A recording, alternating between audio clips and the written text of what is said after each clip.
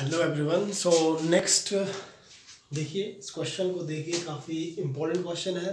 Previous paper से लिया गया है, जेई मेंस के प्रीवियस पेपर से लिया गया है। चैप्टर इलेक्ट्रोस्टैटिक्स से रिलेटेड है। क्वेश्चन देखिए क्या है।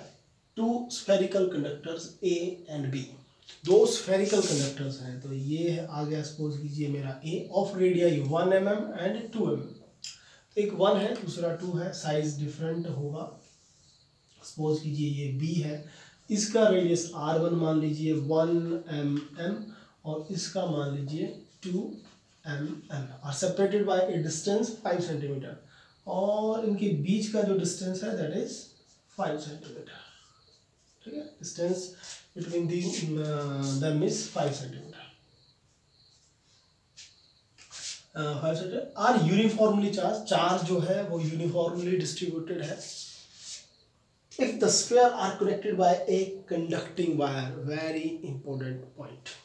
If spheres are connected by a conducting wire, then in equilibrium conditions, अब सपोज कीजिए कि ये जो लाइन ली गई ये कोई वायर है जो कंडक्टिंग वायर है। तो कंडक्टिंग वायर है तो क्या होगा, तो चार्ज फ्लो करना स्टार्ट कर देगा। और इक्विलिब्रियम का मतलब क्या होगा कि दोनों पे ए और बी पर जो चार्ज होगा वो बराबर आ जाएगा।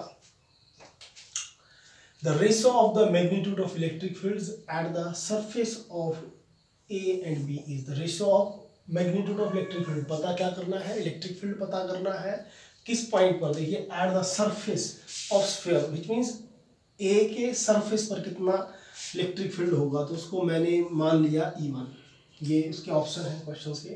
तो E1 कितना होगा, दैट इज K, इसका चार्ज। तो इसके चार्ज को मान लेते हैं Q1, ठीक है, दैट इज Q1।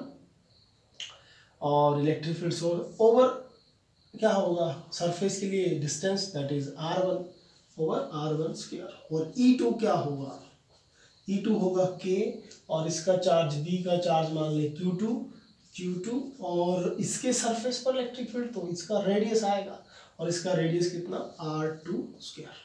तो क्वेश्चन बोलता है रेशियो पता करें। तो रेशियो मींस इन दोनों को डिवाइड करें, तो E1 ओवर E2 और ये दोनों भी डिवाइड कर दें। तो देखिए डिवीजन पर क्या होगा, K से K कटने वाला है और मिलेगा E1 over E2 is equal to Q1 ओवर R1 स्क्वायर, और इस साइड आएगा Q2 ओवर R2 स्क्वायर।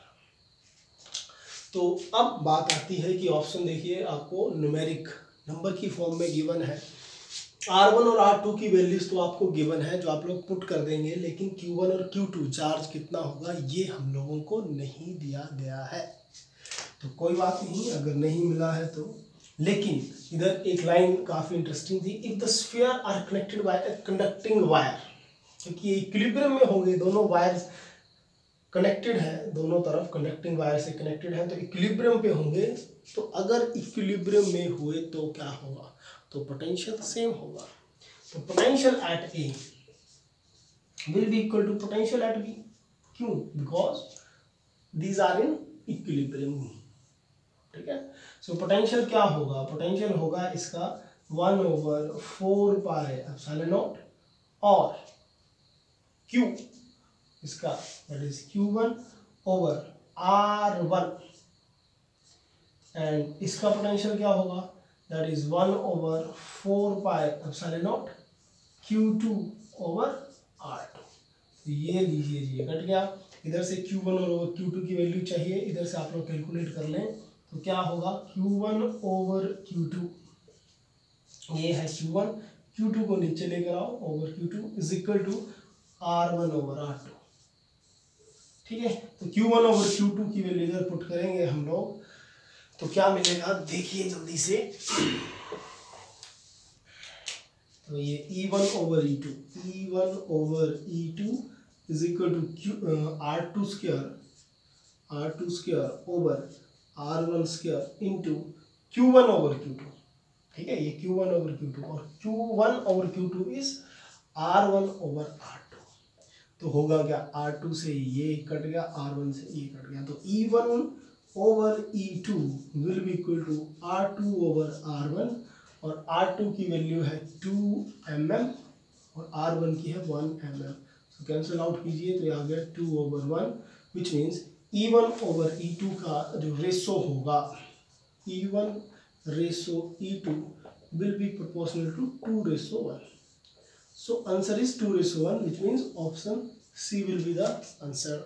इस तरह के क्वेश्चंस ज़्यादा से ज़्यादा प्रैक्टिस कीजिए और ढूंढिए इस तरह के क्वेश्चंस, और पर्टिकुलर कोई क्वेश्चन प्रॉब्लम क्रिएट करे तो आप लोग ज़रूर उसका कमेंट कीजिए, उसके आंसर जल्दी से अपलोड करूँगा। Thank you.